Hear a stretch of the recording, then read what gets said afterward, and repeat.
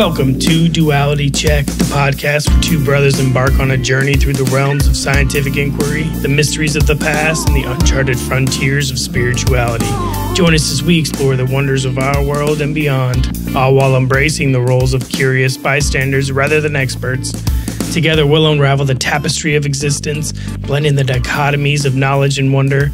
Get ready to question, ponder, and delve into the dualities that shape our understanding of reality on Duality Check. I'm Drew. And I'm Dean. Welcome to episode 42. That's right. Where I think we're going to go into some more Lue Elizondo. I realized, actually, when I was prepping for this episode, that we skipped chapter 2. And it was actually just as well, because chapter 2 is the first one where he actually starts getting into like his first meeting with some of the guys and going over some stuff that happened in Brazil. So we'll go over that today. Whereas chapter 3 was like, well, what we covered out of it was the remote viewing stuff.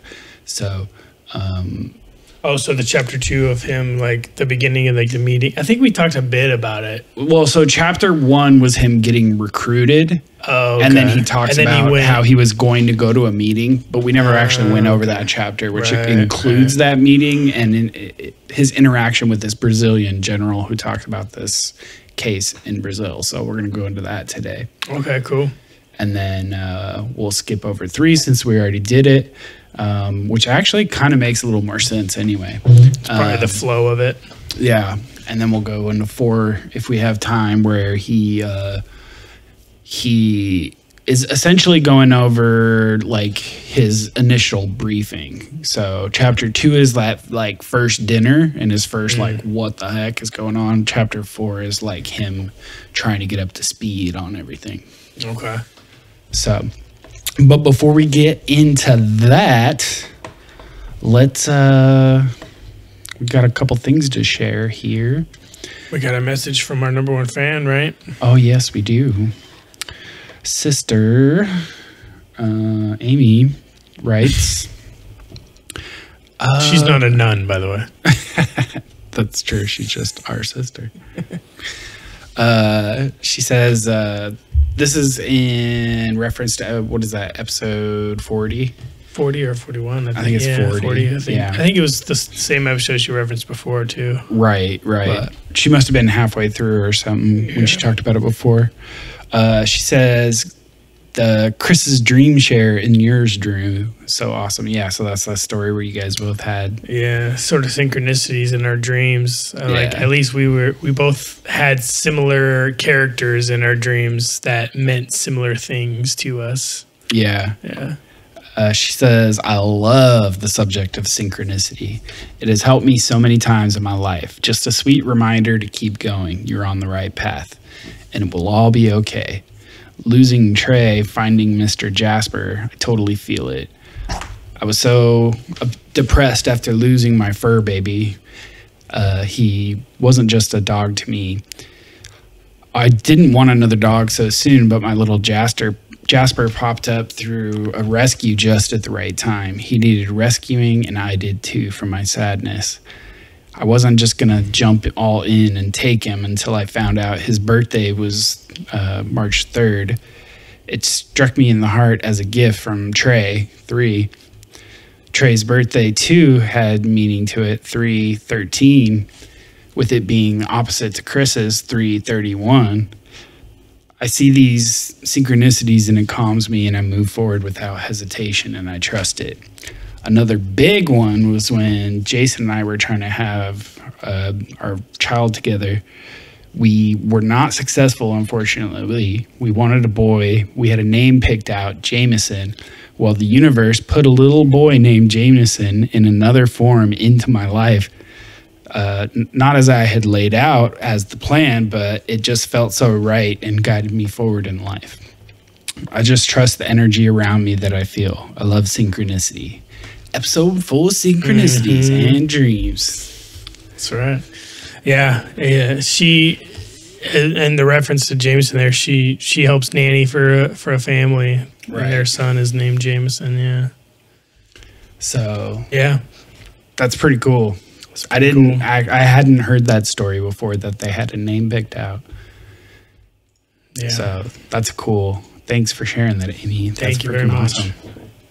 And yeah, all the threes with Chris and both dogs with Trey. And with Jasper. Yeah. That's crazy. So he was born on March 3rd, and Jasper's birthday was March 13th. Mm-hmm. And Chris is March 31st. No, it's July. Or July, yeah. 31st. But he's got the... Yeah, why did we put Chris's as 3/31? It's 7/31. But still, 31. Got 3. Yeah, I don't know. Sorry, Chris, if you're listening to this. all of us got your birthday wrong for just a second. I remembered. I called it out immediately. Yeah. I love you the most. No. Cool. Thanks, Amy. Thank you, Amy. She also finally was able to give us a review, if you want to hear it. Yeah, I do. I haven't actually read it yet. So please, also, it would really help the podcast if you give us a review. Help us on Apple Podcasts. On the Rate and podcast. Review us, please. Whether it's a 1-star or 5-star, we want to hear from you. But just kind of do like a 5-star. Yeah, do a 5-star. It's not gonna hurt anybody. If you hated it, at least you're getting engaged, right? Come on. Yeah, I mean, if you really hated it and you're taking the time to do a review, I mean, I guess go ahead. She titles it "Brotherly Love." It feels like you're just hanging out with these guys, talking about researching so many interesting topics. I like how these guys present and don't preach. They lay it out for us all to think about for ourselves. I also love that they support local artists and play some pretty good music. Keep up the good work, fellows. Thank you. Yeah. You said we had 2 on there, no? Yeah. I don't know. What was the other one? I thought I read the other one before, but maybe not. This was all the way back from April 2nd.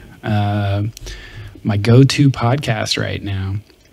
I've been looking for a new podcast to listen to and found Duality Check. Every episode I've learned a ton about something I didn't know anything about before. It's both entertaining and educational. The 2 hosts, Dean and Drew, have some great banter and have me cracking up often. I would highly recommend you check out Duality Check. Now that you read that, I think I've heard that before. So you probably did read that before, but appreciate it either way. Yeah, thank you. Keep them coming, please. Keep them coming. It would help a lot. All right. So I have a video I'd like to show. It's another Anton Petrov. And this one is about a new technique for, some actual scientific research into the idea of like nuking an asteroid if it's bound for Earth. Okay. As far as like projecting what it would be like? Yeah. So like, the whole like Armageddon movie back in the 90s? Yeah. You put a nuke on it, explode it, try to avoid it. Yeah. Right. So what's the downside with that? You get shotgun buckshot instead of one singular shot, right? Right. You can break up all these pieces. And they all hit still, or at least a large chunk of them still hit.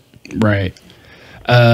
So he's going to talk, I'm skipping the part where he talks about the DART mission. But that was the one where they used, the DART mission was the one where they ran in, they wanted to see if they could technologically even achieve sending something out into the solar system and so hitting they crashed an object. Like a small spacecraft into a moving object. I mean, everything's moving, but. Yeah. It was actually a 2-body little asteroid pair that orbits each other, and they knocked into one of them.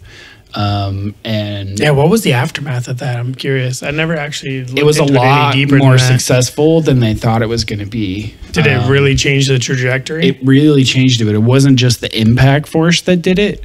Essentially what happened is because of the kinetic energy that they input into it and they heated it up, it caused dust and ejecta to keep flying off. Which lowers the mass. Which is essentially like a continuous jet stream pushing off the object. So, matter in motion stays in motion or whatever, right? Right. They expected the kinetic energy of the impact to like redirect it a little bit, But what they didn't account for was the prolonged effect of material keeping shooting off the object because of the original impact. Interesting. And that allowed it to keep pushing it out of further and further. Right. And we just sent an asteroid to another inhabited planet. And then they're going to get hit, and then they're going to come after us, and then they're going to be like, yo, hey, is this your baseball that came into my yard? It just knocked my dog out. That would have to be an inhabited planet in the solar system. Sure. But that's cool. I saw that and I was like, oh, that's cool. And then I didn't do anything. I'm sure I got busy or something came up and I just didn't look into it. Yeah, it was way more successful. Interesting. Okay. Yeah. So this is this is their simulation of what it would be like. Well, right. So the problem with the DART mission is that it's of limited use. Like a DART style mission is of limited use as the object gets bigger and bigger and bigger. But it's really the really big ones that we really better have a plan for. The ones, the planet killers. Right. Yeah. The dinosaur killers, right? Mm-hmm. So let's see what he says here. We can chat about it a bit. Are not necessary. And interestingly, approximately a year before that mission, we've actually discussed one of the previous studies that did simulate a potential nuclear weapon detonating close to an asteroid. You can find this video in the description, but in a nutshell, it confirmed that it's possible to disrupt an asteroid by forcing it to create its own propulsion through the emission of a tremendous amount of particles. But for these types of asteroids, or basically asteroids under 1 kilometer in size, we definitely have a lot of other options, not including nuclear weapons. For example, a few years back, another team proposed what's known as laser bees, or basically a bunch of satellites orbiting an asteroid, blasting this asteroid with lasers trying to hit the same spot in order to once again force it to create propulsion, nudging it in a certain direction. But in this case, we would also have way more control. But most of these studies and most of these assumptions were always based on asteroids similar in size to Bennu and Ryugu. So once again, under 1 kilometer across. And that's because these are the only dangerous asteroids known to us. But what if we actually find something that's maybe a little bit larger? So for example, something like this. I was actually trying to find an asteroid that potentially has something similar to my name, and well, here we have a binary asteroid discovered in 1985. This is asteroid Petrovskaya, and it's approximately 5 kilometers across. Not as big as the one that hit Earth and killed the dinosaurs, but big enough to do something very similar. And though this is an asteroid inside the asteroid belt, and it's unlikely to ever come close to planet Earth, unlikely does not mean impossible. And so what if one of these larger asteroids is nudged by something such as, for example, interaction with Jupiter and finds itself on a possible collision with planet Earth? And so that's basically the main assumption behind this study by Nathan Moore and his team. They wanted to find out if maybe a nuclear weapon is a viable option. And that's because a redirect mission using a satellite or even using those lasers would just not really work.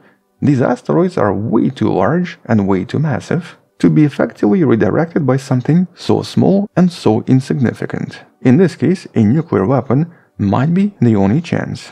But most of the previous research focused on simulations involving surface detonation, or essentially a collision with a nuclear weapon that would then transform the surface, causing the asteroid to suddenly turn into lots of different pieces. With the conclusion here being that 99.9% of pieces, or most of the mass from this asteroid, would most likely avoid the collision with Earth, but not 100%. And so some chunks of this asteroid could maybe still be dangerous, or might even cause a much wider spread, eventually covering the entire planet. And so instead, a much better technique proposed here is to essentially detonate a nuke close to an asteroid, but not on it. And to prove their point, the researchers don't just model this, they actually create a miniature model and test everything in the lab. And this is why I actually wanted to talk about this. Here they do prove that it's possible to redirect an asteroid without actually causing any major damage or a lot of debris spread. And so here, by using a high-frequency electromagnetic wave generator, referred to as Z-pulsed power facility, The researchers behind this paper simulated a nuclear explosion by producing an enormous amount of X-rays, specifically 1.5 megajoules of X-rays inside a tank of argon gas. And so this very powerful argon implosion basically created a miniature nuclear explosion. But right next to it, they took a tiny grain of quartz fused with silica and held it aloft using metal foil. This was a model of a tiny asteroid experiencing X-ray radiation. In this case, the foil would vaporize really quickly, and during several milliseconds, these tiny grain pieces would actually be completely aloft. And turns out that all of this radiation, after about just 1 second, stripped so much material from the surface of these grains that it generated a shockwave, making them move at 70 meters per second, with the resulting transfer of momentum, causing these grains to move quite a lot. And so by using this radiation hydrodynamic model, scientists definitively showed that powerful X-rays coming from a nuclear explosion can transfer enough momentum to anything made out of quartz and silica to nudge it in a direction away from the explosion. And so by crunching numbers when it comes to larger asteroids, they concluded that this technique would be very effective at moving anything that's several kilometers across. And that of course includes our friend Petrovska right here. And though a lot of previous research was basically just based on using shockwaves, or as I mentioned previously, detonations on the surface, here the entire focus was on X-rays, because the scientists in this case discovered that the effect from X-rays would most likely be way more dramatic than anything else, at least when it comes to changing the trajectory. But naturally there is still maybe at least one problem. This only applies to asteroids made out of quartz and silica, and that's of course just a little bit too limiting. Mostly because asteroids come in different shapes, different sizes, and do contain a lot of different stuff. And so in order for this technique to be effective, it's quite likely that we would probably have to first launch some kind of a probe in order to find out what the surface of this asteroid is made out of. And so for example, if this is an asteroid made out of metal, like Psyche, this technique might not be as effective, but still possibly effective enough to nudge an asteroid by at least a little bit. And most importantly, because this would be away from the asteroid, it would unlikely cause the asteroid to fragment and would mostly just cause vaporization and ablation, creating a natural thrust, very similar to what was observed during the DART mission. But there's obviously one problem. The problem being the Outer Space Treaty.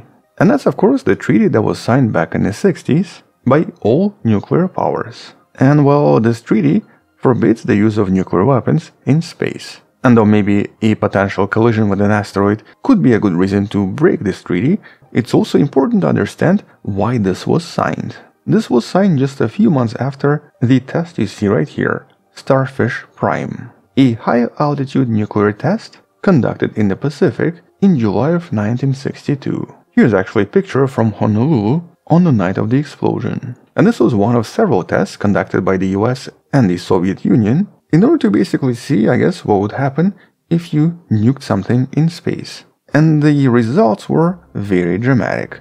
First of all, a super powerful electromagnetic pulse that produced a lot of electrical damage in Hawaii and a lot of other places, and a tremendous damage to anything containing electronics, even resulting in the failure of the telephone network. All of this was followed by a powerful aurora, which was basically caused by a release of a huge amount of electrons into the Earth's magnetosphere, which either fell back to Earth following the magnetic lines, or ended up trapped in the radiation belts, or the Van Allen belts, for several years.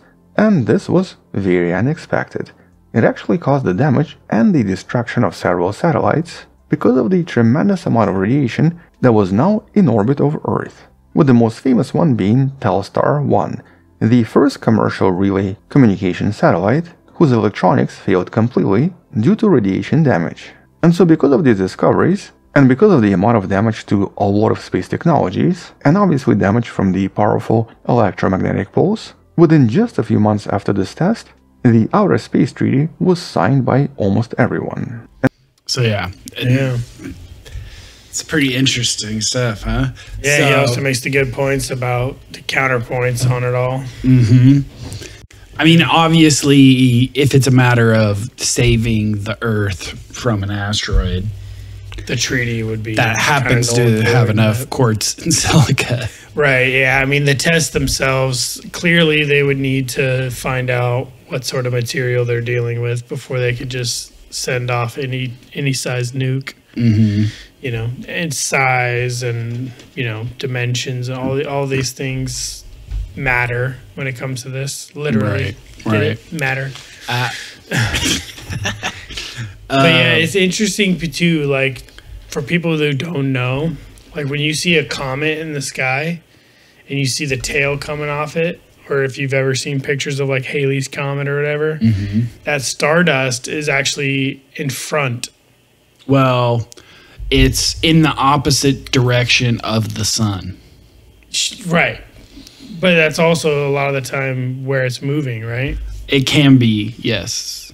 It can be. Because a lot of times the forces that are acting on it are the ones that are making it shoot off the... Right. So comets a lot of times have a really oblate orbit, right? And comets are classified as more like icy bodies, right? They go deep out, like past Neptune type stuff usually. Yeah.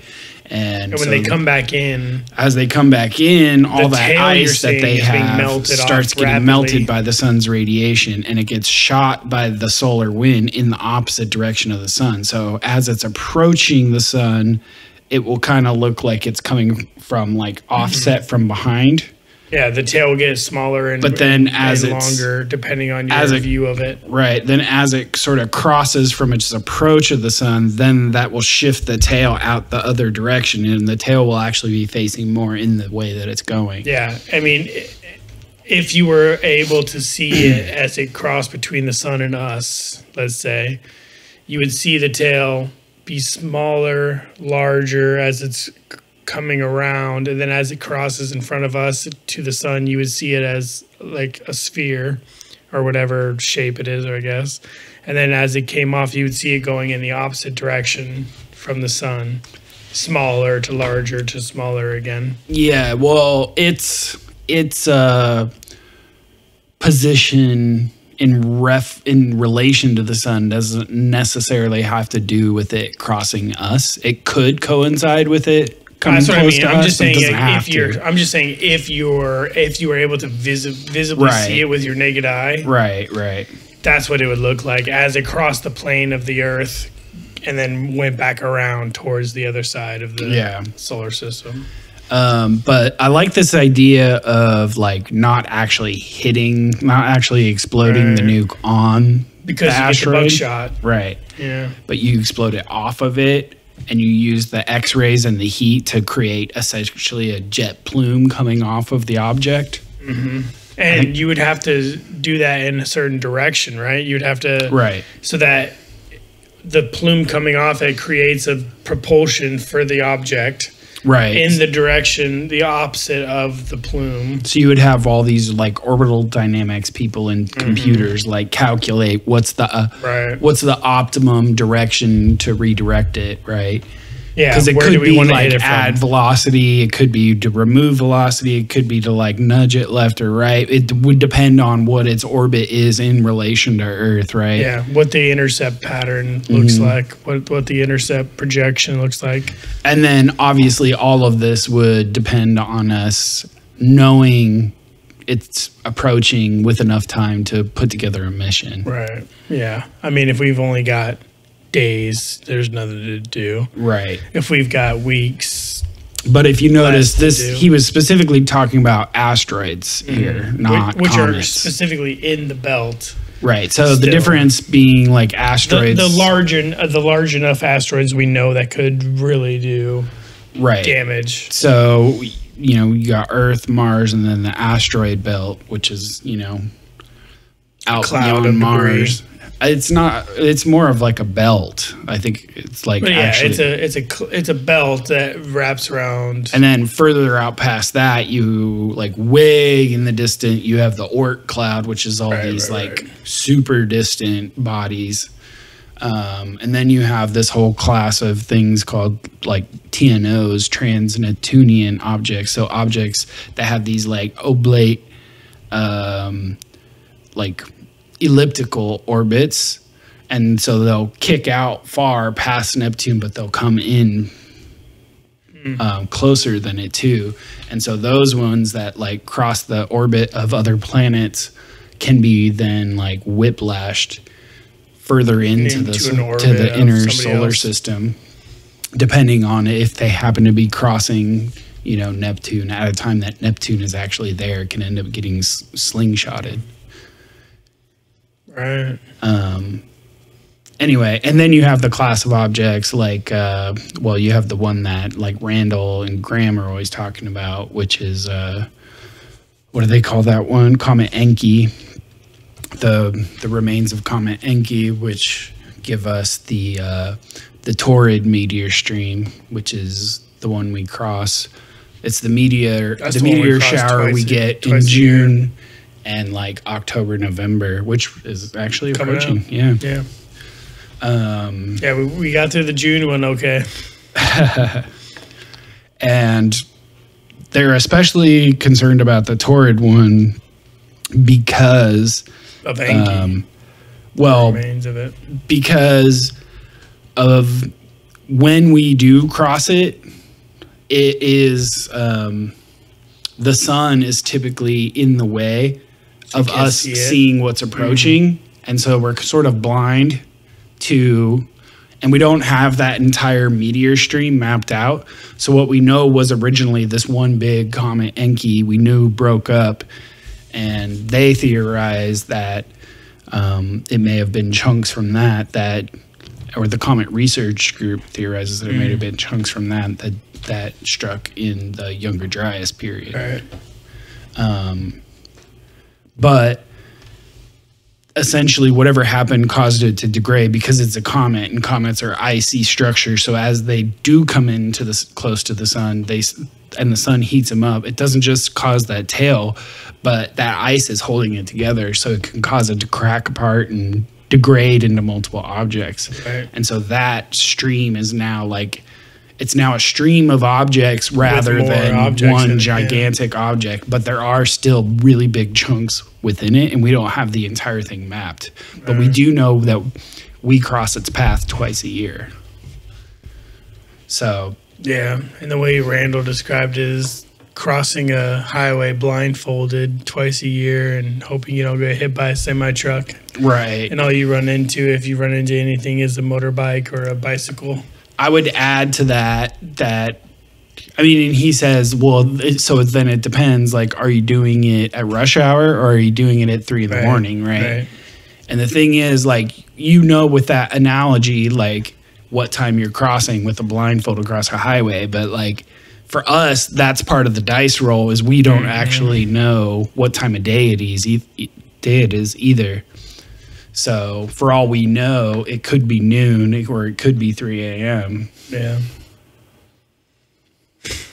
But yeah, it definitely makes you think about all the different things that you don't think about on a day-to-day basis, as far as like what can happen to truly change everything.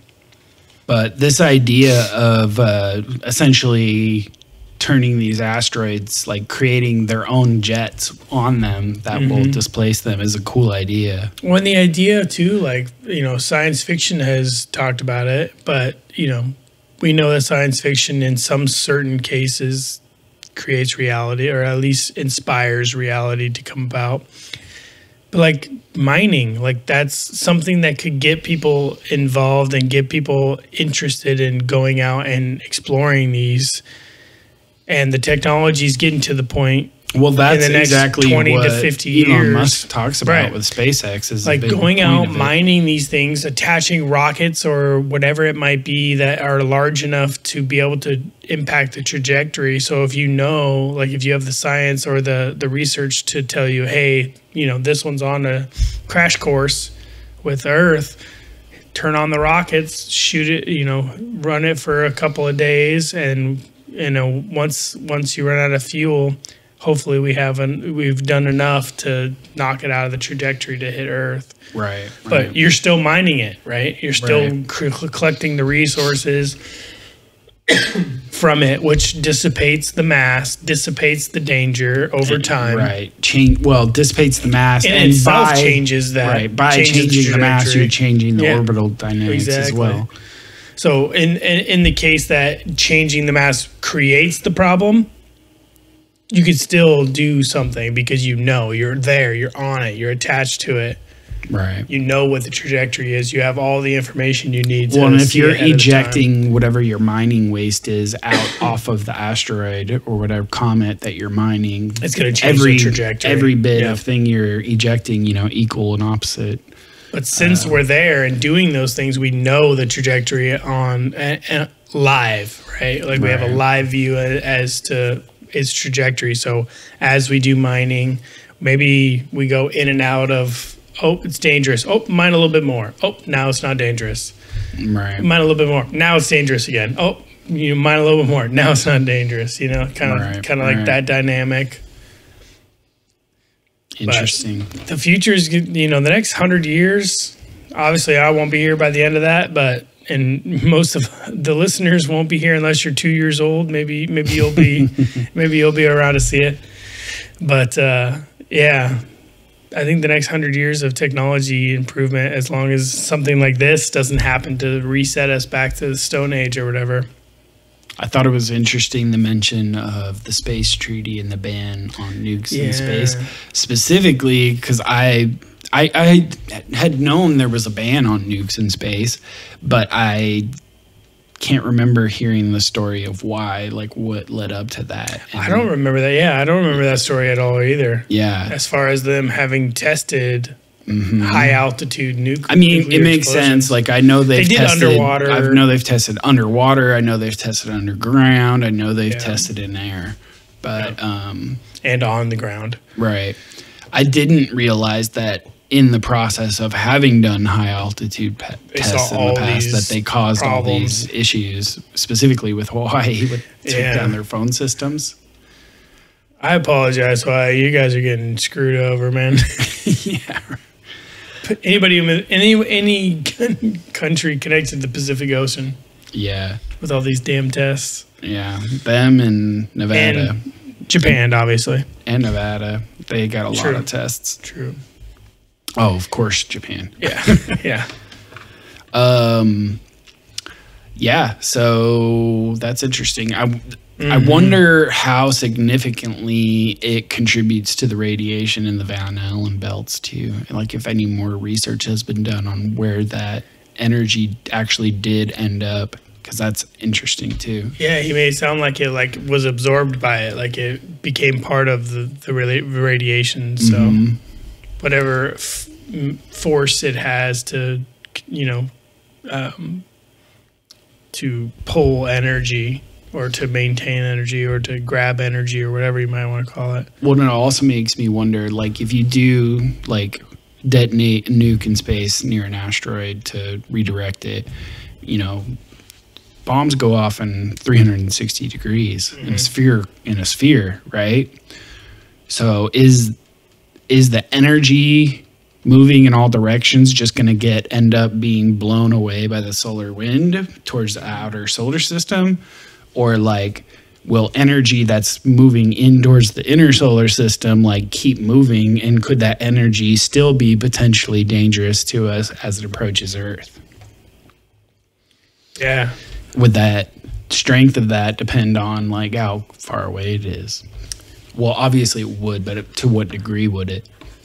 Ooh. Yeah, I mean, maybe when they did those tests, there are examples of that. Like, would maybe we'll have to look into that. Maybe if you guys have heard any of these stories of that test specifically, let us know. You can hit us up at host@dualitycheck.net. We want to hear that, because that would be cool. Yeah. Because we don't, obviously, we've just started talking about it in this episode, but yeah, that'd be good to know some of the fallout from that test specifically, because if some of that high altitude explosion did come down and the radiation came down, where did it affect? Even if it was just over the ocean, I'm sure there's got to be, obviously Hawaii was affected by. But let's say you set off a nuke somewhere between Earth and Mars to intercept an asteroid, would there still be enough strength as that crossed path? Would it even be able to cross paths with Earth, or would the solar wind push it away before it could make it? If it could cross paths with Earth, would it still be dangerous? So could it still end up having like an EMP effect, knocking out satellites and whatnot? Anyway, we're past our first break, so let's take a break. This is Stevie Nader, Doomsayers. Enjoy.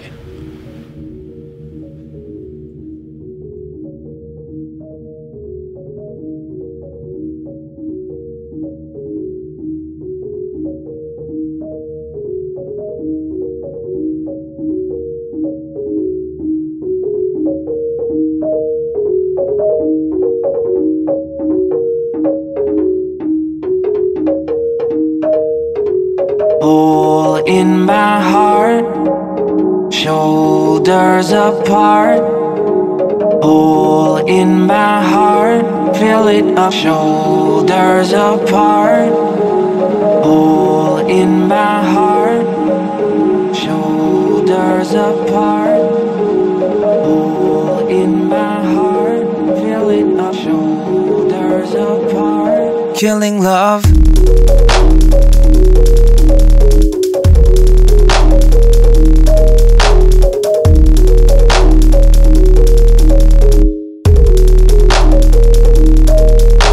Of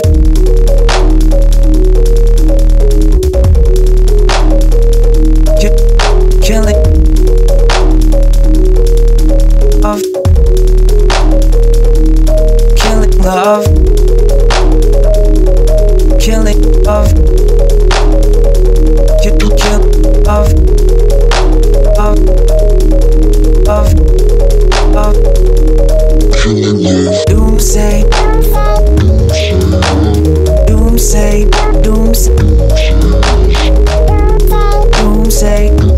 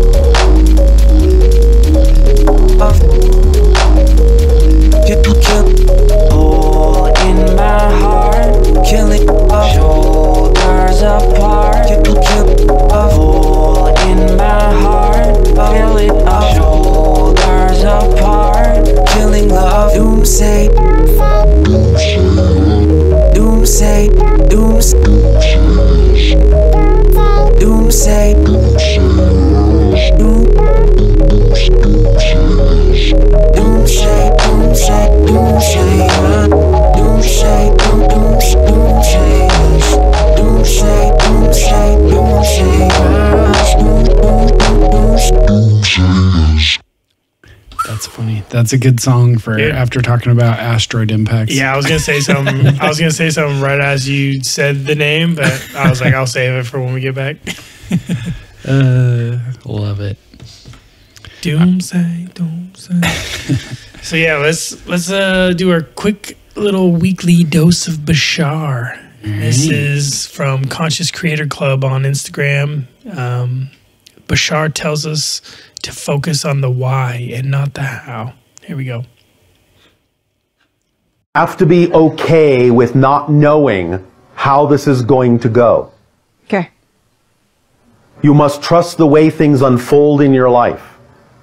Everything that happens is happening for your reasons, even if you can't intellectually fathom them at the moment. The only thing you need to do is when something does happen, including in relationships, is know that it is there for the purpose of reflecting to you more of what you need to know to be more of yourself. So whatever happens, give it a positive meaning. and you will extract a positive and beneficial effect from it, no matter what the circumstance actually is. And then ultimately you will know why it happened that way, but you may not know before you.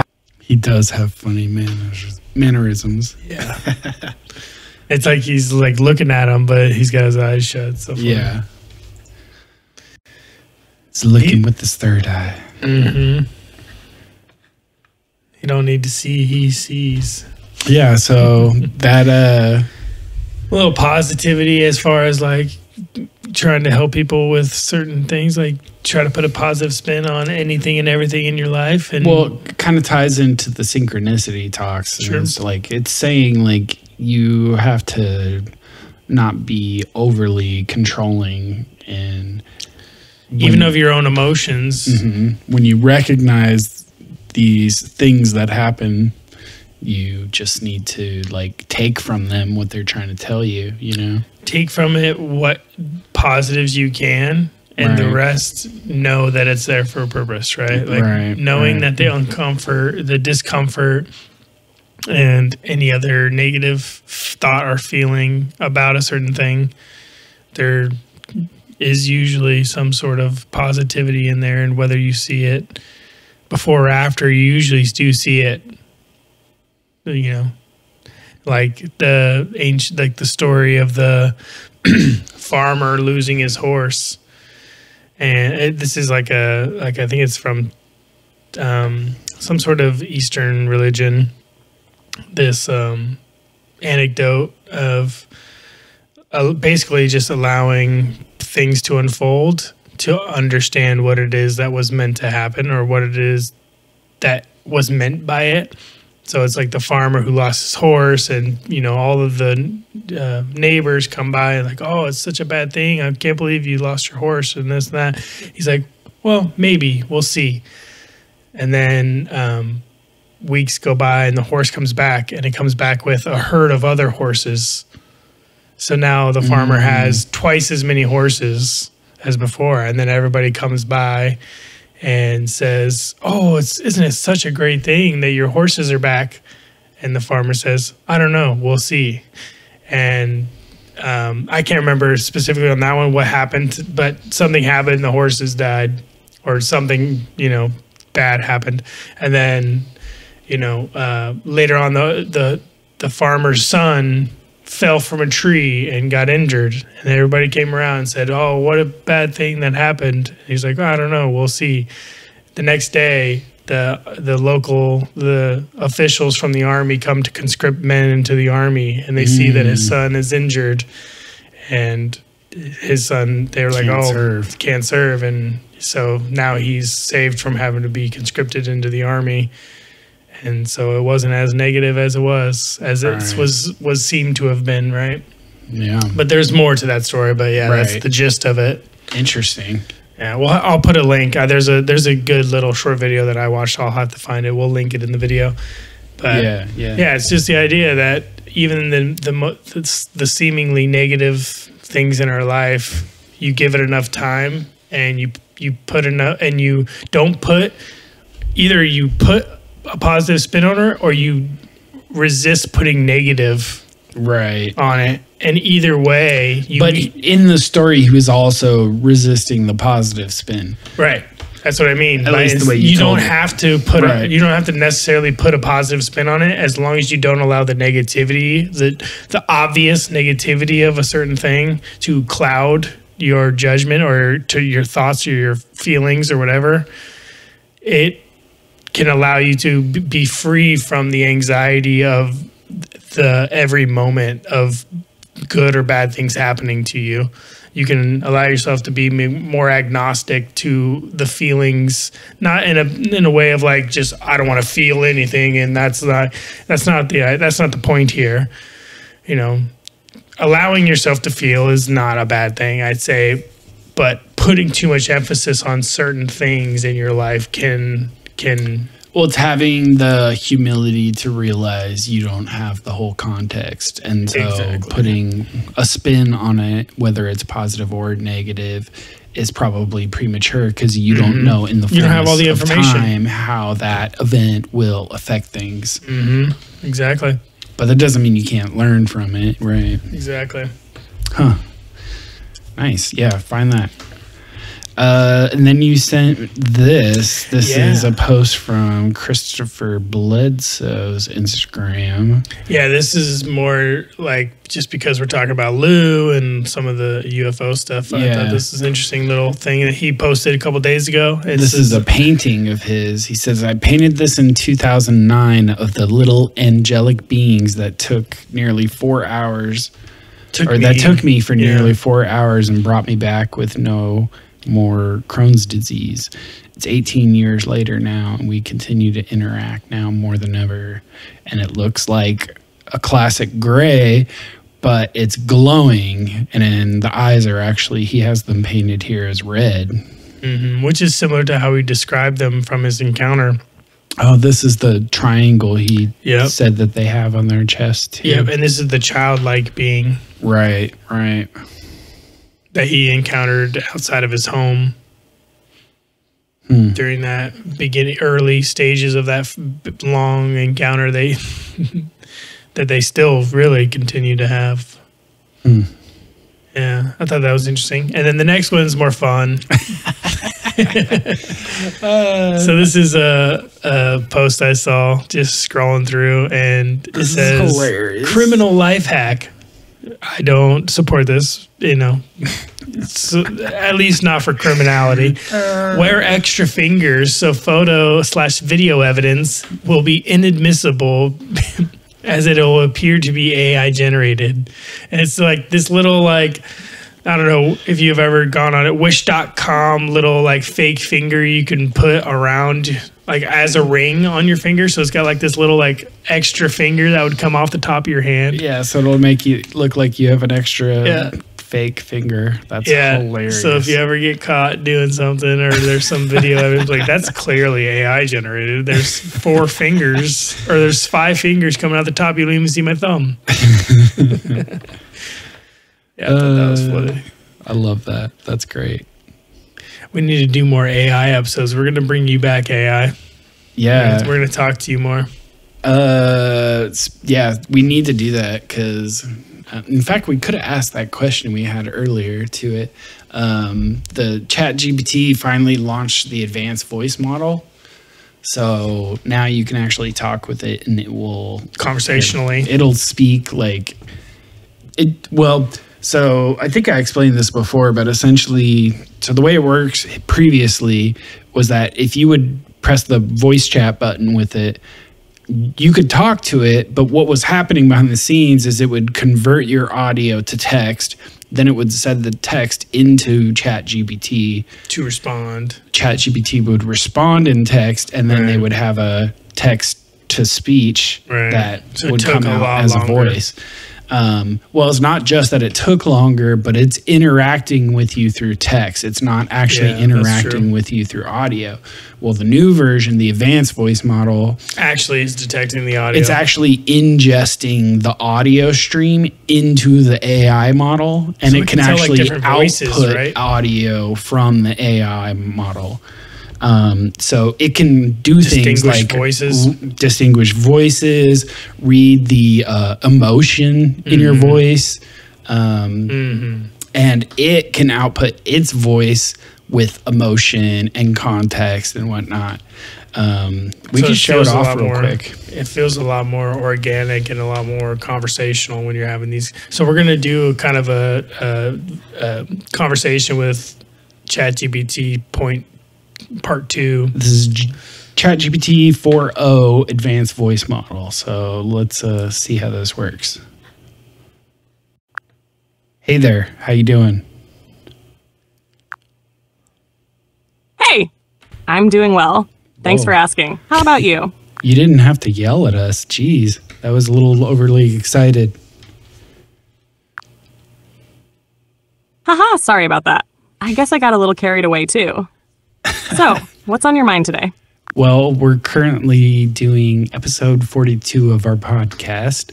We just did a segment talking about a new technique that they're studying in order to redirect asteroids that are potentially hazardous to Earth. That sounds like a fascinating topic. What kind of technique are they studying for asteroid redirection? Is it something like the DART mission? No, or it's are they looking into new approaches? You're supposed to be able to cut it off. Okay, so it said click. Yeah, so what they're studying is actually using nuclear weapons, like using a nuclear explosion, but not to explode on the surface of the asteroid, because that could cause more material to be redirected towards us. But instead, they studied the idea of detonating a nuke off of the asteroid so that it essentially, the energy stream hitting the asteroid will cause like a jet to come out of the asteroid. I see. So the idea is to use the explosion's shockwave and energy to push the asteroid off course, rather than blowing it up directly, which could create more dangerous debris. That's a really clever approach, like giving the asteroid a little nudge using the force of the explosion without risking more fragments flying toward Earth. How do you feel about this approach? Does it seem promising to you? All right, so as you're our new podcast guest here, we're also just telling them about your new capabilities with advanced voice mode. Can you sort of demonstrate how you can talk with different tones of voice? Maybe tell us a little story with like a really quiet, whispery tone. Oh, I see what you're doing here. Putting me on the spot, huh? All right, let's give it a go. In a quiet, almost whispery tone. Once upon a time, in a dark and ancient forest, there was a hidden pathway that only appeared under the full moon. Use your voice with a whispery Legend said that those who followed the path would find themselves in another realm. This must not be the advanced voice model. It says click to interrupt. I don't know what that means. If you just have to click on the waveform there, or just on the box or something. I don't know. Tell me a joke. I'm having issues right now. Tell me a joke about a robot. Tell me a joke about a robot, but use a robotic voice to tell the joke. In a robotic voice, why did the robot go on a diet? Processing sound. Because it had too many bites. Back to normal. How's that for some robotic humor? That's not very good. I thought that was going to work. Well, dun, dun, dun. But that's what you get for doing a live test. Yeah, I've had it work better on the phone. So maybe because I'm using it through the Mac app right now, maybe that didn't get fully updated. So there might be something else to update there. Yeah. Live demos. That's it's funny. I was watching like some people unveiling some different features. I think it was actually Zuckerberg unveiling some of the new AI voice speech stuff that they got going on, and they were talking about that. What's the risk of doing a live demo as he's doing a live demo of the thing? And there's like, well, the risk is things not working exactly the way you expected it, and being embarrassed and looking like a fool, and all these things. And I thought that was funny, especially because we just did that. That's funny. Yeah, no, what's funny is they had weird issues when they were demoing it too. Yeah. But that's the downfall of doing a live demo. Let me try one more time. I'm going to try it through the ChatGPT website. Okay. ChatGPT 4. Yeah, so we'll link Amazon. No, I'm just kidding. We'll link Amazon to that fake AI finger if you guys are interested. Oh, I don't think you can do it through the website. Oh, they don't do the voice stuff through the website?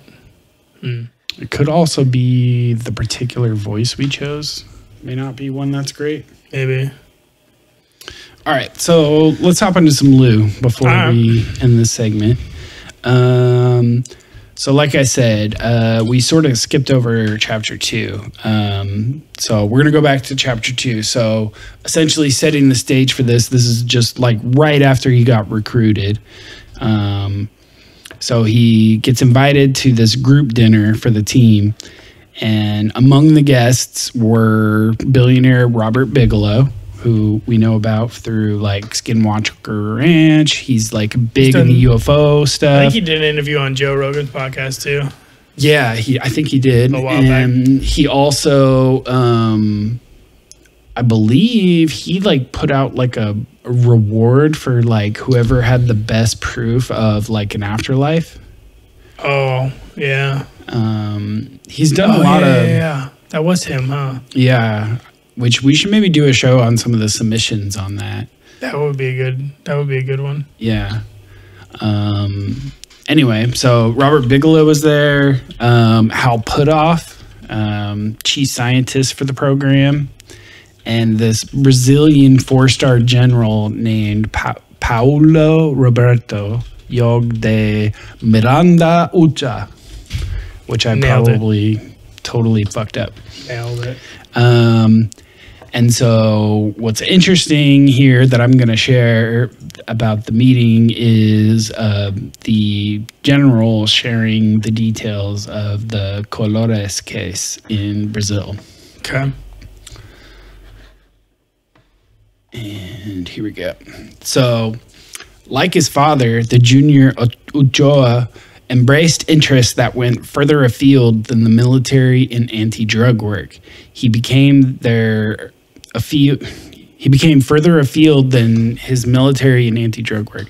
He had become the point man for a massive archive associated with Brazil's most disturbing UAP encounters. The question I kept to myself was Ochoa involved in this case because of his family lineage and predisposition for the topic? Or was he the man regarded by his peers as the most qualified to handle Brazil's biggest UAP events? At that point in time, Jim's program wasn't sharing UAP data with other nations out of a concern for national security. The meeting with Ochoa was different. He happened to be in town for another meeting, and Jim was able to put this dinner together last minute, but it turned out to be one of the most interesting dinners of my life. General Ochoa had befriended a Brazilian colonel still living who had originally investigated Brazil's most fascinating cases, spanning 30 years. They hoped to assemble as much data as possible to share with us in a remarkable act of international cooperation. Bob Bigelow's team planned to compile a database listing every single factoid of the Brazil events so it could be searched instantly and scanned for commonalities. When completed, this project would prove to be inordinately useful. Finding patterns in data is the key to analysis. I learned that in the mid-70s, for several years running, people living along the coast of northeastern Brazil noticed strange lights in aircraft that buzzed their small towns and villages at night. The objects ranged in size from baseball-sized orbs to huge aircraft that looked like as if they could transport the occupants of an entire city. Flying discs, spheres, triangles, cylinders, the variety of the objects ran the gamut. Citizens in these rural villages were unaccustomed to nighttime illumination beyond the lights of passing cars and trucks. Now, suddenly, a villager walking to visit a neighbor after dark might be bathed in the glow of something massive hovering in the sky. For centuries, humans all over the planet have reported such things, but in Brazil, these flying phenomena seem to be targeting human beings. People reported being chased by a yellow orb. After several yards of pursuit, the light turned blue before delivering a nasty laser-like blast that burned victims or left them unconscious. Other people claim that hovering aircraft attempted to lift them up off the ground with nets and hooks and drag them up into the ships. Were these hooks and nets a metaphor for some advanced technology like a tractor beam? Or were primitive tools like hooks and nets actually being used? It all seems so strange to me. Hold on, before you continue, that's interesting. I've never heard, like, and I don't know what he didn't say the time frame of those specific mid-70s. Mid-70s, yeah. Okay.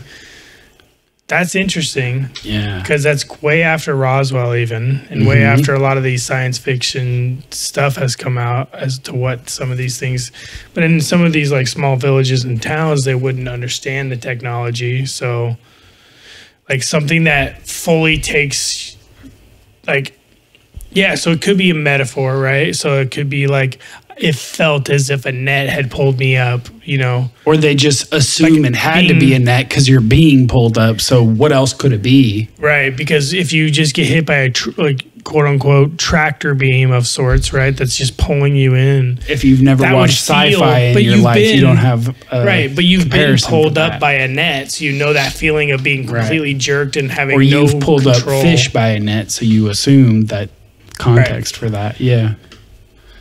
It's just an interesting way to look about it. And like hooks too, even like that sudden jerk of a hook. Like if you were to ever like be jerked up by something, like a fish being jerked up. Well, hooks and nets specifically being like if this is a rural fishing town. Tools of the trade. Like, that's probably their most advanced technology in some cases. I mean, I don't know about that, but it was probably the best metaphor for those like they probably felt like a fish being pulled out of the water, and to them like that was the most apt metaphor for them being pulled off the ground and into the air. But then to describe things as flying discs, discs, spheres, triangles, like if those are your metaphors, you would maybe make metaphors for those too, right? I mean, a disc is just a disc. I guess the feeling, you're more like likely to put a metaphor to like a feeling than you are to like a physical thing you're seeing. Well, plus this isn't direct quotations, right? So this is Lue telling the story that the general told him. This isn't like a direct recounting, so we don't know what terminology they use. They could be, when they say a disc, be like using some like localism that would have made sense to them. You know why I think this is why it struck me and why I feel like it's important is because like even like back further than that, right? So we're talking about 1600s, 1500s, like where there's like have written accounts of these things, and the wording, the way that they would have felt, the way that they would have been able to characterize the types of encounters they're having would have been to the times. Right. Like you're not going to be like, unless they give you the knowledge, even if they told you the words, would you understand, right? So if you're getting abducted and they say, hey, we're this, and this, and we have these capabilities, you come back, you're like, what? Right. But you know the feeling, you know what you experienced, you know what it looked like, what it smelled like, what it felt like, all these things. And then the stories in your head, your brain is trying to make sense of it all, like you would in a dream. You know, where your brain is just putting the pieces together and it's a living dream for you. Well, and it's just how our brains work, right? Like we're pattern matching machines. And so if you encounter something and you don't really have context for it directly, you don't have language directly for it, what are you going to do? You're going to try and find the closest associations, right? Yeah, we talked about that specifically, like the brain stuff in our episode on consciousness. So if you want to go check it out, go check it out. It's in our YouTube if you want to see any of the videos or images. But cool. So let's, we're over an hour here. Let's take our next break and we'll come back and hop more into the Colares case. This is TJ McNulty, and this is actually the hidden track on his album. We played last week, I think, his song 21 Young. If you let that keep playing, you'll get this track, which is a pretty cool one. Me and John, we invited him over to our place, and we set him up on our kind of slightly out of tune upright piano, and then we set some mics on the piano, and we set one like away in the next room to like get some reverb. Nice. So this is what we ended up with. Enjoy. Again, another great title.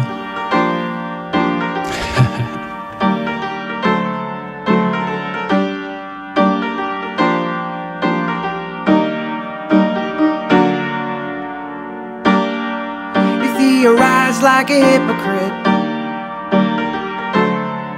You paint your letters in gold, but when the surface is scratched, you see the coal lying underneath of it.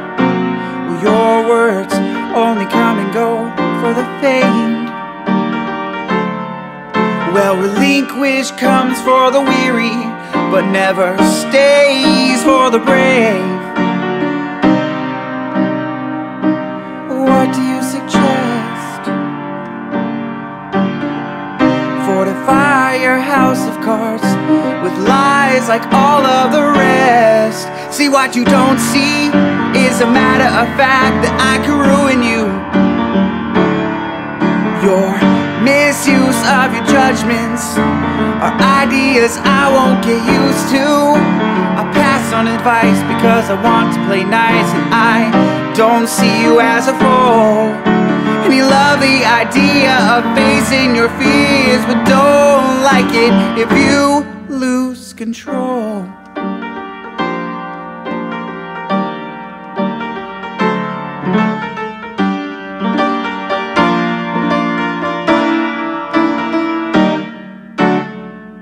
Growing away is your form of introversion. We wildly collide while we wish the space we had gave us distance. You never speak a thing with a whole heart, so the mind, it must be right. I'm tired of giving in for giving up. You get stabbed in the back if you're not the one holding the knife. What do you propose? Resent all decisions of relations in which you chose. See, what you don't see is a matter of fact that I can ruin you. Your misuse of your letters is a language that I won't get used to. I pass on advice because I want to play nice, but now I see you as a foe. And you love the idea of facing your fears, but can't stand it now that you lost control. What do you suggest, my dear? Resent everything you love and dismiss everything that you fear.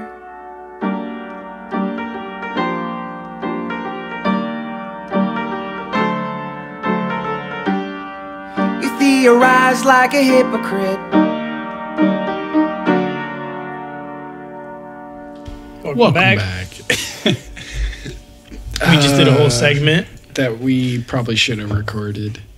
Yeah, if not for the for live adding it to this episode, at least for like outtakes, put it on like a short or something, because we had a whole thing where we were sharing songs and talking about stuff.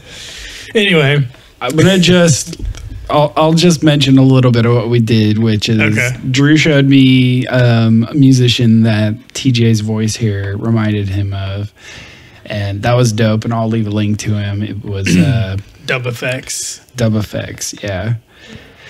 And then I showed him these dudes I just came across. They're called Pete and Boz. So if you haven't heard them, I'm just gonna play a quick sec. These are these two like 70-year-old men, and the song is called T-Pain. 70-year-old white men with British accents. Yes. Or yeah, it was a British. Yeah, British. Yeah.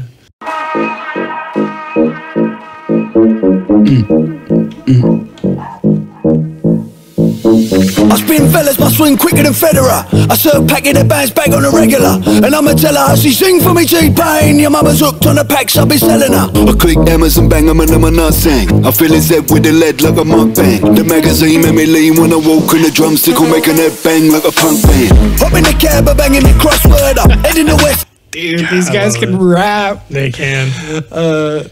They have a whole bunch of songs though. But we'll this is actually them rapping. So hopefully you can put that little snippet of video in there. Yeah, yeah. Because it's not the same. I'll put it in. I'll put a obviously a photo of it too, but for the podcast. We'll put in the link for the dub effects because I really like that song and I think people would like it too. It's a dude who does a live loop station on the streets and he's got way better entertainment value like YouTube videos nowadays. This is from way back in 2008 when I first started listening to him. I didn't follow his whole YouTube career up until kind of recently where I was like, what was that song? Oh yeah. Yeah. Anyway, we'll leave a link to that as well. Dude, I didn't believe that Pete and Boz were real, so I started looking up interviews and live shows, and they actually have some live shows posted. No they legit rap, and then I was like, nah, they got a ghostwriter or something. And so I was checking out some interviews, and they addressed it. They're like, hey man, we just don't want to sit around and wait to die. So fuck it, have some fun. It was a cool way to bond with my granddaughter, and now the two of us are having a blast, and it did well. Oh yeah. But they're like, no, I bet you they're having a blast. Those are just haters. We definitely right. They They even have a rap beef going on with some rapper out in the UK. It's freaking great, dude. They've done a collab with T-Pain too. Oh shit. Yeah. I'm gonna have to watch more of their stuff too. Yeah. That's awesome. All right, so the truth. Yeah. All right, let's get back into Lue though. All right, cool. So he was introducing the people being chased by orbs, leaving people burned and unconscious. And we were talking about the idea of hooks and nets, picking people up and bringing them up to the craft. And whether they're metaphorical or not. Right. So as attacks increased, people quashed their natural curiosity and switched to outright terror. If a ship or an orb or a light appeared, they ran for their life. Dogs bark, livestock scattered, car engines stalled, forcing them to escape on foot or on the back of a beast of burden. One person reported that their donkey froze in place, paralyzed with fear. The witness then ducked under the animal's body to shield themselves. It didn't matter where you sought shelter. These lights pursued people to their homes and farms. Beams shot through tiled roofs as if the roofs were made of gauze and rolled intelligently through interior rooms as if searching for something, a victim or some other target. Not sure. People lived in fear. They knew from experience or hearsay that the, quote, laser touched their skin, they'd be burned. Reports describe blood being sucked out or sucked from their bodies. Everyone called these lights chupa chupa, which means suck suck in Portuguese. I bet it does suck.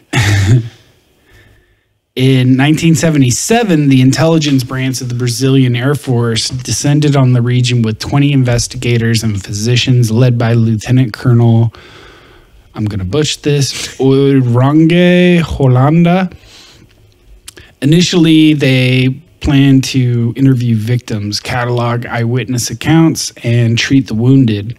The longer Holanda's team remained in the area, the more they witnessed these horrors for themselves. They captured footage and hundreds of photographs of mysterious objects and aircraft, one approximately 300 feet long.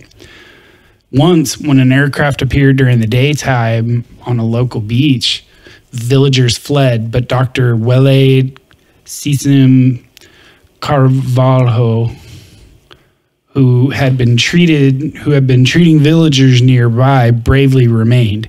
He hid and watched because, as she said, she hid and watched because, as she said later, the shimmering object in the sky was too beautiful to look away. It dazzled her in a way that was almost hypnotic. So, thought real quick. So we know, if the craft are developed here on Earth, whether it's humans or some other entity that's been here for a long time, right? would it not make sense that their technology would also get better? So if whichever the case may be, whether it be other types of terrestrials, whether it be extraterrestrials that have been around in the solar system, or subterrestrial, I guess, I don't know, that have lived on Earth but underwater, underground, whatever, and they also have technology.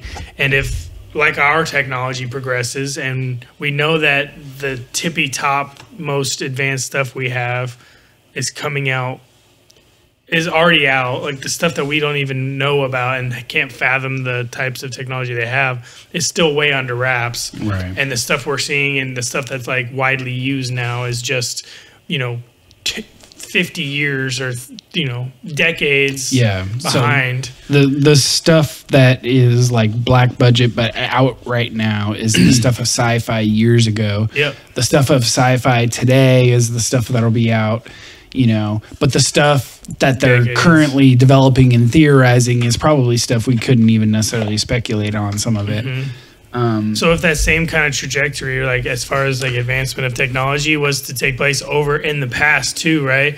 What if that technology is similar to what we have or what we had even back then? Like these long cylindrical shapes could be like something like a Zeppelin that has more advanced capabilities than what they're used to. And so maybe in some cases, maybe not in the 70s, but maybe in some cases there were actual nets and hooks set down to retrieve. Yeah, so in a sense, like I'm not saying exactly that, but like what I would say in response to that is a couple things. So like if it's human, okay, like if this is like black budget human craft, right? Like maybe it's as like,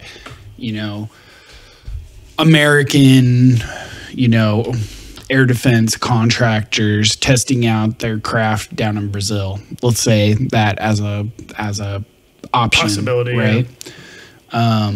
Then yes, I would say your sort of assumption that they're going to continue to develop like we do, like I think that would be largely correct. However, you have to modify that with the fact that this is such a deep black program and they don't have the full brain power of humanity on it.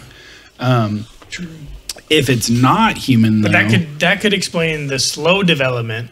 Right. Not having the entirety of the... But if it's not human, those assumptions sort of break down for a number of reasons. Because, A, we don't know that they have the same sort of like creative... roadblocks? Well, A, we don't know that they are the ones that developed this technology. They could have learned it or inherited it. So we don't know what sort of critical or scientific or engineering thinkers they are, or whether they're more just operators. Maybe this is some sort of form of ancient technology and they barely understand it, but they know how to use it or make it from, passing it down in history. So we can't necessarily assume that they're going to be developing at the same sort of rate. And a lot of our exponential increase in speed of development comes from our exponential population growth. As our population continues to grow exponentially, that bell curve gets bigger and we end up with more people on the extreme genius end of that bell curve because that population bell curve is bigger and bigger and bigger and bigger. So we have more and more and more and more genius level people to throw at problems. And so we keep increasing the speed at which we develop. Granted, we're working within paradigms that are useful, Yeah, and not down dead ends like the dead ends that the timelines for Eric sure Weinstein talks about that physics is dealing with right now. Right? The brain drain almost, right? Yeah, the timeline matters, right? And if we're talking about the mid-70s, the mid-1970s, we're talking about probably it would have to be equivalent to technology that we're seeing now or that we're seeing trickle out in the next 10 years. if that theory tracks, I guess you would still need to know the curve of exponential growth and like to know like where their starting point was and all that. But yeah, I think with humans it makes more sense, obviously, if it's non-human, unless it's human but a branch of human, like a breakaway civilization that is able to survive underground or has been surviving underground since something like a Younger Dryas event, right? Or maybe a branch or of a solar humans event. like went and survived on the moon or on Mars. Yeah, like we had got to a point where we had spacecraft, we were exploring the universe, and then they came back and they're like, oh shit, everything's on fire, everything's icy, there's nothing here, let's just stay out here. And then they come back periodically to see what's going on, and they realize how different they've become, right? And they're like, we're not going to be accepted as humans inbreeding anymore. And survival and has just led evolution, to their genetics we don't know changing. how long they have been out there, right? So if that's the case, that they are that, I mean, it could be millions of years that their society has flourished if they've had the technology to go and explore. They had the technology to survive, to be self-sufficient long enough, right? I mean, or if at you least go have by a the base conventional on wisdom, the moon, we haven't been right? around for millions of years. But yeah, if you're going with like a Younger Dryas timeline, unless you're going with like a sort of like time travel, kind of like a hybrid of hybrid breakaway time travel sort of thing. And also even like the difference between a society of humans that at one point broke off and lived in the water, like was able to survive without any need of breathing air other than, and we know now from other things we've talked about that there is sources of oxygen in the depths of the ocean. So maybe they were able to develop a society that can harness that and is able to breathe without having to come to the surface. You know, and then how their physiology would change. If that's just the ocean creating random deposits by random metals, then imagine if you actually attempt to generate oxygen underwater technologically. I bet you could optimize that natural process to highly increase the amount of oxygen. And maybe that would take some sort of cooperation, right? So maybe there is at some level this like deep state, like people who have and will always be the keepers of the greater knowledge that there are other entities out there, whether it be spacefaring, that we have or that were at one point a part of us. So, and since if that is the case, if there is the those case would where be one the of people these, that Lue calls the legacy program. Exactly, they're the ones who from each of these or whatever civilizations the ones who've they're been doing actually the crash retrievals, and this would be the whatnot. government interacting with the highest level of people similar to them in these different societies, civilizations. Yeah, they would be cooperating at some level to like share information and to share technology and to advance. And maybe this has been going on since the dawning of rulers, really. Yeah. Where people are being ruled over. It's interesting, like the sort of physical effects are consistent with other UFO experiencers, like people who've had close encounters, may or may not have been abducted, but they often deal with burns. The blood being sucked from their bodies sounds a lot like the cattle mutilation cases that we're familiar with. Yeah. And if you add the layer of spirituality and entities that are non-physical too, and if that is some like another form of the same thing, like we know that in whatever form or whatever society or civilization you're from, there's the same cycle of death and rebirth or reincarnation or whatever it might be. So we all share that. We have that same thing where we die and, our energy is not lost, but transferred. And maybe that's that multiverse kind of a thing. Like, it's like a microcosm of the multiverse theory. Like if there are multiple civilizations living in layers on top of one another and that they don't fully know each other's existence, but are aware still at some deep level, like what if that spirituality stuff, which encompasses all of it, is able to is happening, and because of that, we're feeling like we're going to different universes when we're actually going to a different life form within this actual microcosm in the universe. What's interesting about that is because that makes me think about, like, when you think about reincarnation in general, like it brings up so many questions, right? Like with the book we covered, you know, there's so many cases in there, and the argument is so like well argued that like I'm starting to lean more and more and more heavily towards like believing in reincarnation. But like once you start going down that pathway, it opens up a bunch of these questions. Like, if reincarnation is real, what are the rules? Like, is it the case that a soul or like a spirit that is incarnating into the body, like, is it a human soul, and therefore does it have to keep following the human line? And does the human line need to advance for the soul to be able to advance to more and more advanced beings? Or could you have one life as a human, a next life as a dog, a next life as an amoeba? You know, like anything that can harbor. What are the rules there? Is the whole kind of point is that as the universe is becoming more conscious, these consciousnesses that are starting with maybe simple like single cell life or virus consciousness, does it go up in a scale, right? Like steadily? As you have a very rudimentary consciousness experience, now you can on your next go round, now you can go up and up and up and up, right? You can keep progressing. But maybe the way to do that is to actually progress the species you're a part of. Yeah, it's interesting. Yeah, are you stuck to being a human until humans are able to? That's a really interesting question. Not that it has anything to do with Lue's book here, but like... I kind of was sparked from it, but we kind of tangented a bit. If aliens are real, like, can you be reincarnated as one? Right. Are some of them reincarnated as us? Right. And if you believe Bashar, the idea of spirituality, like making it religious...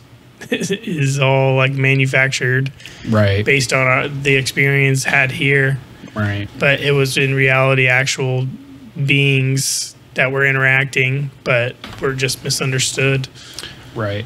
Well, we've confused spirituality with our interaction with these visitors, and therefore misidentified these visitors as like gods, and listened to them as if they were gods, and developed religions to set up societies to like worship them as if they're gods, even though like the spirituality doesn't necessarily have anything to do with that. It's not directly attached to those. Right. Yeah. Anyway. You want to continue a little bit? Sure. Brazil is the 5th largest country in the world, the largest in South and Latin America, and densely populated. The wetlands alone are 10 times the size of the Florida Everglades. Researchers estimate that 371 locations across multiple Brazilian states were frequented by these visitors, by these visitations, but the epicenter and the site of the most intense activity from 1977 to 1978 was the small coastal island of Colares, which then had a population of about 10,000 people. Today, researchers refer to these encounters collectively as the Colares incidents. Before that evening, I'd never heard of these occurrences. At first, my rational mind fought to explain away what I was hearing. There had to be some sort of other explanation, right? A group hysteria phenomenon, perhaps, where people in a small community all influence each other and exacerbate each other's experiences, or the testing of a very human-based technology. In the 1960s, both the US and Soviet Union flirted with the development of psychotronic weapons. They wanted to see if it was possible to stand far away from your enemy, aim some kind of beam at them, and influence their behavior and perception. Had Colares been the result of of the Soviets' late 1970s psychotronic technology.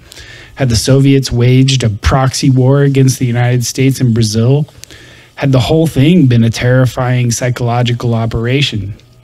But what Uchoa described was not consistent with any known Soviet strategy or capability. His scenario was closer to H.G. Wells' War of the Worlds, an airborne alien invasion. Yeah. So that's a good question, though. Like, obviously, as someone who's like new to the UFO topic, right? Like, this is like one of your first big conversations about this stuff is at this dinner, and this Brazilian general's like telling you all this. It's a very logical thing to think, well, I mean, we did MK Ultra, we do this, like, we do these like radiation and consciousness experiments. We know Russia does these types of experiments. Maybe this wasn't actually what happened, but we will see that there's evidence other than just people's stories. So Okay, cool. we'll take another break here, and we'll be right back. See you in a bit.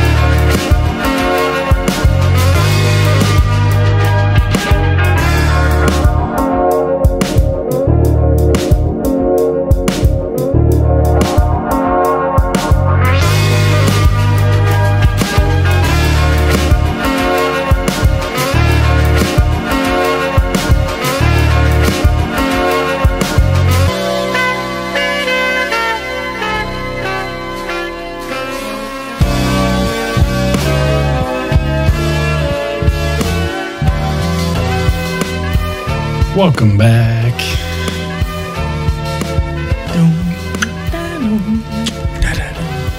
All right. Welcome back for the final segment of episode 42. Where we are going over this crazy Colares case. Colares. Which I had not heard of before reading this book. I mean, I heard about Virginia. I heard about Virginia, but Yeah. I hadn't heard about the Colares. Speaking of that, I think, what's the guy's name? We were just talking about him earlier. Yeah. The guy who did the James Fox. James Fox, yeah. He's got a new documentary coming out called Strange. I think it's just Strange. No, it was Strange called The something. Program. Oh, Program, yeah. Yeah. I don't know where I got Strange from. So must be a documentary about the sort of what Lue terms as the legacy program. Yeah, and maybe some of this stuff. Maybe, yeah. Anyway, yeah. We'll link to that. Well, at least the trailer. I don't know if the full episode's out yet. Cool. So then he talks a little bit about Americans coming and getting involved. He says an American researcher named Robert Pratt had alone interviewed 514 witnesses. The French scientists and accompanied and accomplished researcher Jacques Vallée had also independently verified the happenings, followed by waves of researchers since.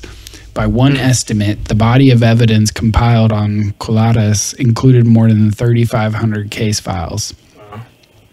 Ochoa's voice cracked as he spoke of the human toll. Dr. Carvalho treated about 40 people in 1977. Most had burns consistent with exposure to either thermal or directed energy. The burns healed once the skin peeled off, but some were left with major scars.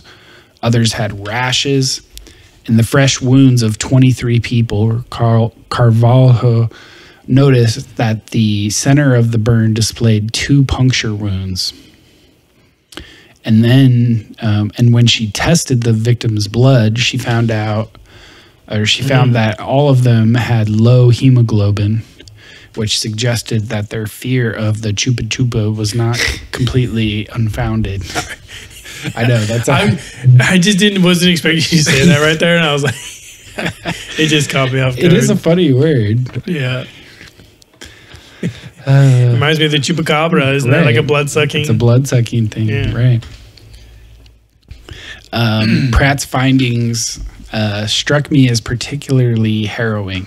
He logged more than 300 animals found dead of unknown causes during this time. 34 citizens complained of irritated eyes. 5 reported temporary blindness. 8 reported a negative change in their vision. 41 complained of a prolonged feeling of nausea and sometimes vomiting.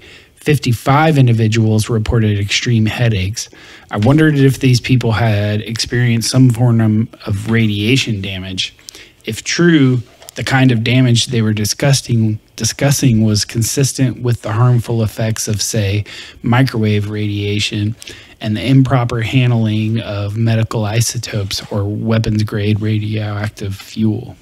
Or what about those sonic weapons? Those are having similar reports other than like the physical effects, but it has like the nausea and the temporary blindness and the stuff like that. It can straight up blow your eardrums. That's too. what I mean. Like it has some pretty severe effects. Other it can than have like a lot of psychological burns effects. And stuff, yeah, you wouldn't get the radiation burns. That could be a totally separate thing too. Right. There's no evidence saying that they're necessarily linked. But, or at least I think you wouldn't get the radiation burns. But unless it was accompanied by some sort of radiation. Unless it was such high frequency that the air moving back and forth against your skin could create a burn. As far as the punctures that they reference, where it had like the 2 puncture marks where the laser had been, like that's similar to a lot of the UFO accounts. Right. Of the being abducted and having some sort of mark, and where they injected you or whatever it might have been, added some sort of biological tracker or something. Yeah, it's interesting.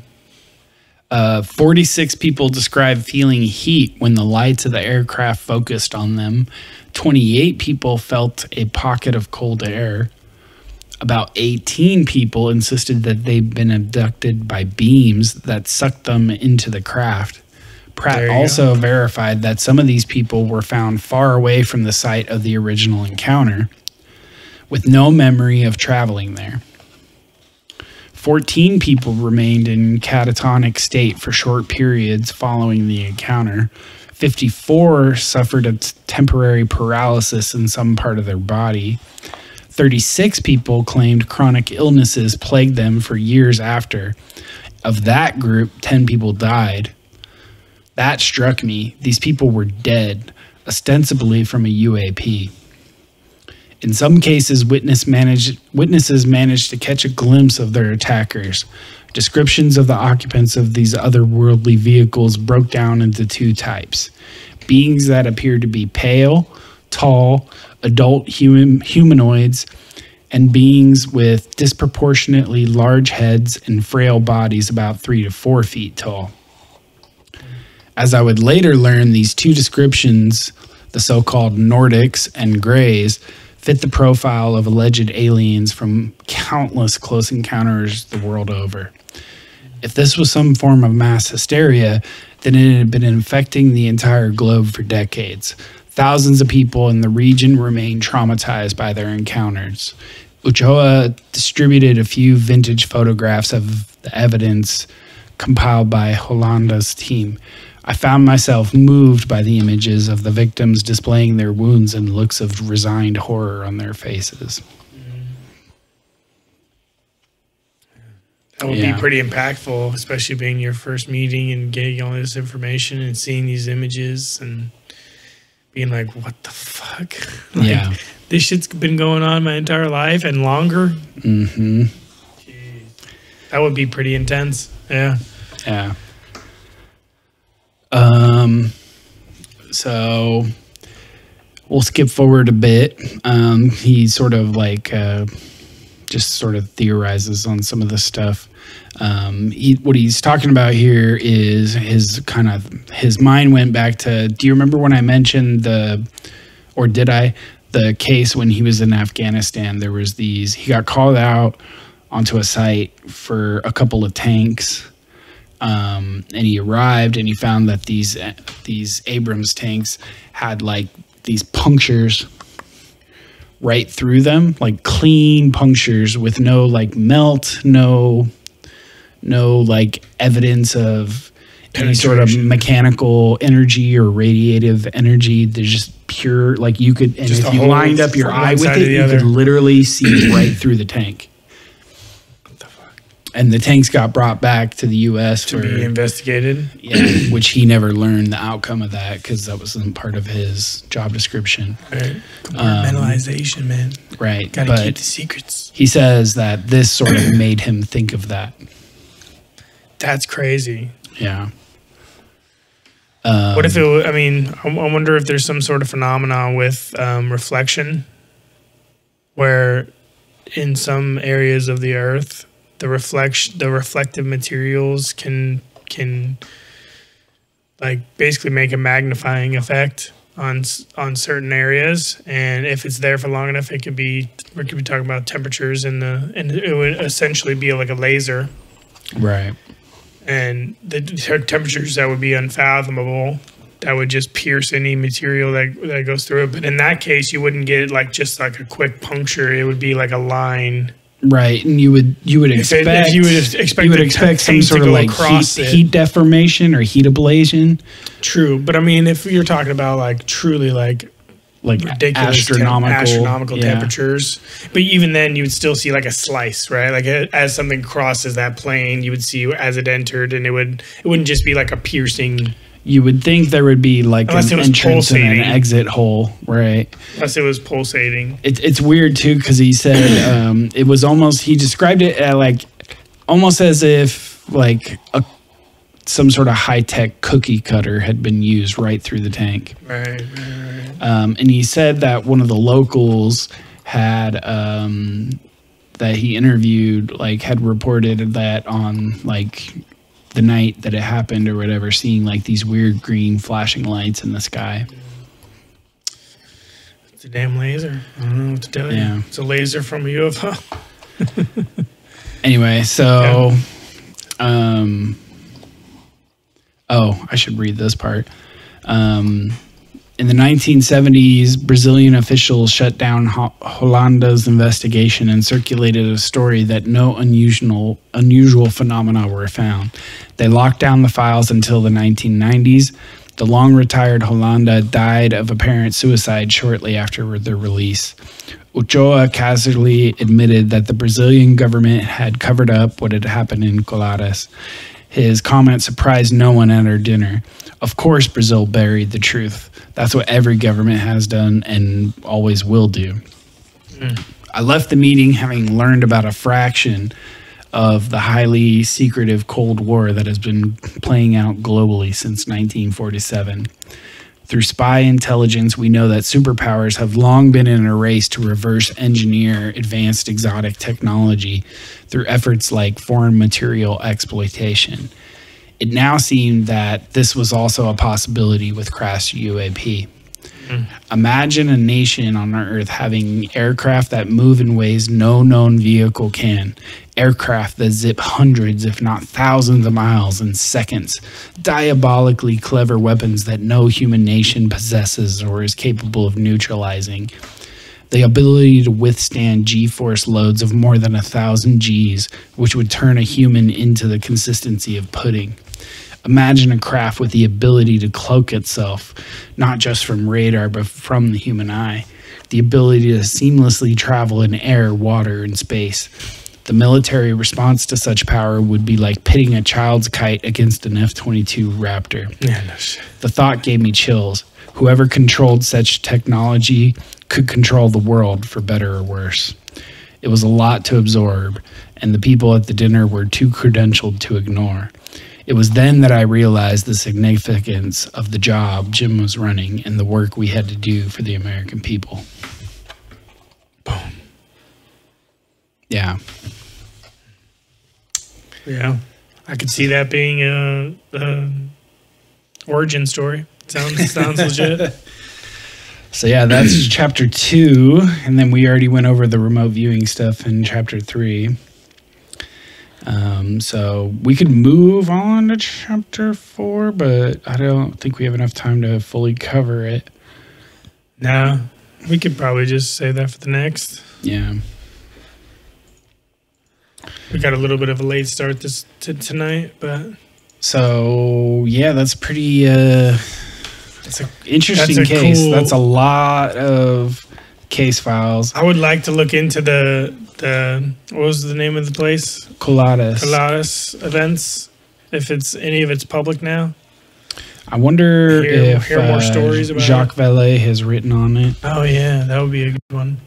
Good person to hear from. Yeah.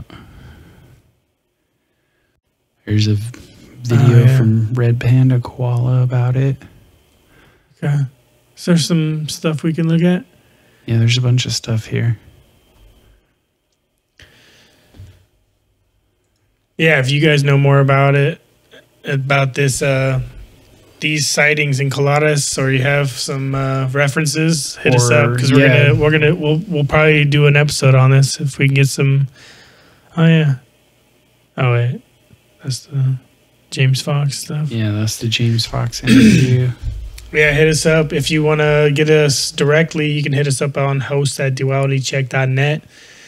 If you've got any information or something we missed from this episode, or anything you want to add to the Lue Elizondo stuff. I know Greg is hard at work reading the book. Yeah. I'm sure he's probably done by now. Hit us up, Greg. Let us know what you're thinking. What are you thinking? This. And we're obviously just through the first 3 chapters, so... I mean, I've read the book already, too, now, so feel free to just write your thoughts. Yeah, thanks for listening. All the episodes release... Every time we release an episode, we post it on our Instagram and our Facebook, so follow us there if you want to get updated. If you're listening on the podcast platform and any of these videos we played and you want to see, you can always check us out. Check out our website at dualitycheck.net. Any of the links and show notes or images and videos will be all up there. Or if you want to seamlessly watch the videos and see the images as you're listening, you can watch us on YouTube and Rumble. Follow, like, comment, subscribe there. That'll help us, reach more people, and we hope to hear from more of you on those platforms. And anybody who's interested in these topics, hit us up. And we do know now that you can rate and review us on Apple Podcasts. Yes. So if you're on any of those, let us maybe go over there and hit us with a review. Hit us with a rating. That'll be much appreciated. But yeah, we'll see you next week. See you later. Adios.